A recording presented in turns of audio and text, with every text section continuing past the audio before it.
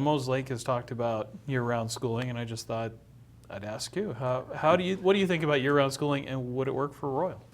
So year-round schooling is interesting. I didn't grow up in an environment where there was year-round school. My children, have all been raised in Royal, and so I don't have that concern. Never experienced it, I guess. I do have nieces and nephews in California, other places that are in year-round school. I think it's hard on families. There's the theory that a summer break is too long and kids kind of forget things by the time they come back to school. I guess I don't have any valid,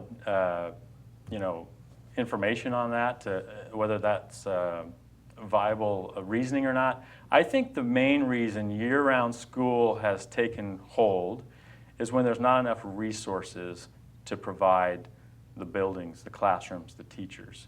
I think it's a matter of resources, both human and capital resources, that have driven year-round school. And so that being the case, I would much rather go out and try to secure the resources that we need to not go in the direction of year-round school. With the passage of Initiative 1351 to reduce class sizes, as a director for the school board, how do you see that being implemented? Well, in the short term, I don't see it being implemented. I think that the state has already kind of made some concessions on that. The problem with it is, again, it's a resource issue. It's essentially, right now, there's a lot of discussion right now on how schools should be funded and at what level schools should be funded. There's the McCleary decision and all sorts of things that are going on as far as that goes. But ultimately, it's a matter of resource. And so it's not just class size. It's not just about providing the teachers. It's also about providing more buildings. Every teacher you add has to have a class. In the Royal School District, historically, we have done an excellent job about maintaining lower class sizes. And so it really hasn't been an issue for us. It's something that we're really actually very proud of. We have a pretty good formula, and we strive to make sure that we add teachers as necessary, even if that needs to come out of some of our local levy funds to do that. It's allowed to us to keep a lower classroom size. And it's not uncommon, as we have kindergartners coming in over the last 4 or 5 years. We thought we had a bubble class, but it's been basically consistent that we've had these larger class sizes. And so we've added teachers at those grade levels and added teachers as they've moved up in order to make sure that we have appropriate class sizes. So for the Royal District, I think we're in good shape. I don't think it's a concern. At the state level, the problem is it's a bit of an unfunded mandate, and until there's funding in place, I'm not sure how it can be implemented in a practical way. Okay. You had mentioned the McCleary decision, where the state Supreme Court ruled about funding and education. So how do you feel about that ruling and how it would affect Royal? Well, it's an interesting decision. The state constitution for Washington has one of the strongest elements about funding education. Probably it's more strongly worded than just about any other state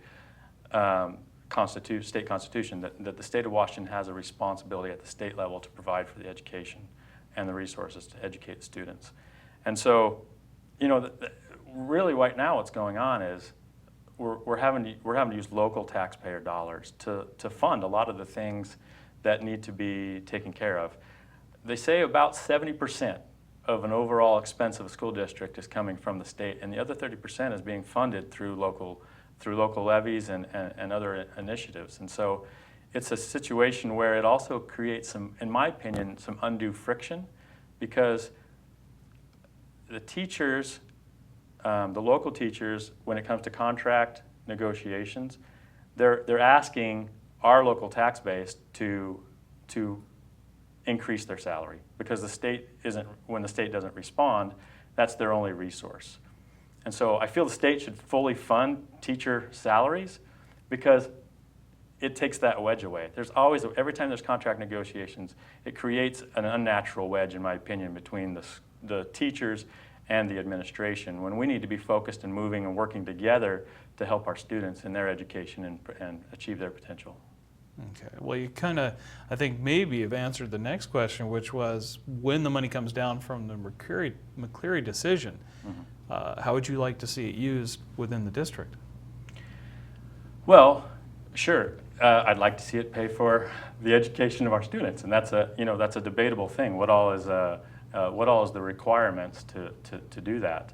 But you're right. There's transportation costs. There's teacher salaries. There's all those things, and I know that the legislature and the courts right now are kind of battling out the timelines and what that really means. And I don't know how long it's going to be before we have a clear answer on that.